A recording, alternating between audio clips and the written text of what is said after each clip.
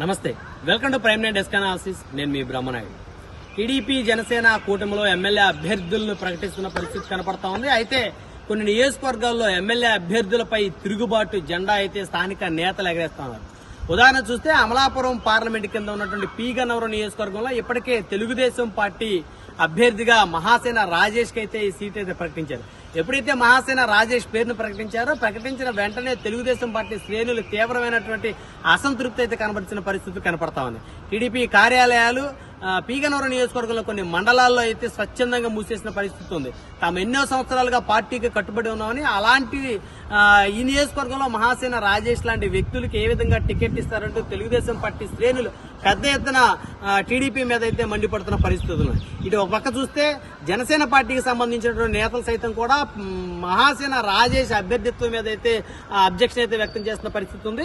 P Gannavaram నియోజకవర్గానికి సంబంధించి విద్యావంతుడైనటువంటి మాజీ పోలీసు ఉన్నతాధికారిగా ఉన్నటువంటి గిడ్డి సత్యనారాయణకి టికెట్ కేటాయించాలంటూ నియోజకవర్గ వ్యాప్తంగా పెద్ద ఎత్తున అయితే నిరసనలు అయితే వెల్లువెత్తా ఉన్నాయి. గిడ్డి సత్యనారాయణ హైదరాబాద్ లోని పోలీస్ కమిషనర్ కార్యాలయంలో అకౌంట్స్ అసిస్టెంట్ ఆఫీసర్ గా పనిచేశారు. గిడ్డి సత్యనారాయణ గురించి చెప్పాలంటే హైదరాబాద్ పోలీస్ కమిషనరేట్ పరిధిలో ఆయన సంతకం పెడితేనే హోంగార్డ్ నుంచి కమిషనర్ వరకు జీతాలు తీసుకునేటువంటి పరిస్థితి ఉంటుంది. అలాంటి గిడ్డి సత్యనారాయణ జనసేన పార్టీ కోసం 2 సంవత్సరాల తన పదవి ఉండగానే ఉద్యోగానికి విరమణ చేసి మరీ కూడా జనసేన పార్టీలో జాయిన్ అయిన పరిస్థితి ఉంది. అయితే గత నెల రోజుల క్రితమే గిడ్డి సత్యనారాయణ అంటే నెల రోజుల లోపే గిడ్డి సత్యనారాయణకి పి గన్నవరం నియోజకవర్గానికి సంబంధించి జనసేన పార్టీ ఇన్ఛార్జిగా జనసేన అధినేత బాధ్యతలు అప్పచెప్పారు.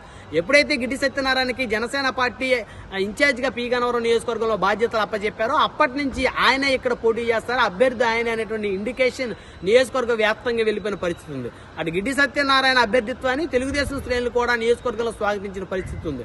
అయితే అనూహ్యమైన రీతిలో మహాసేన రాజేష్ ని తెలుగుదేశం పార్టీ ఇక్కడ అభ్యర్థిగా ఆయన పేరు ఖరారు చేయడంతో ఇటు గిడ్డి సత్యనారాయణ అనుచరవర్గం కానీ అటు టీడీపీ అనుచరవర్గం కానీ పెద్ద ఎత్తున మహాసేన రాజేష్ ని అయితే వ్యతిరేకిస్తున్న పరిస్థితి ఉంది.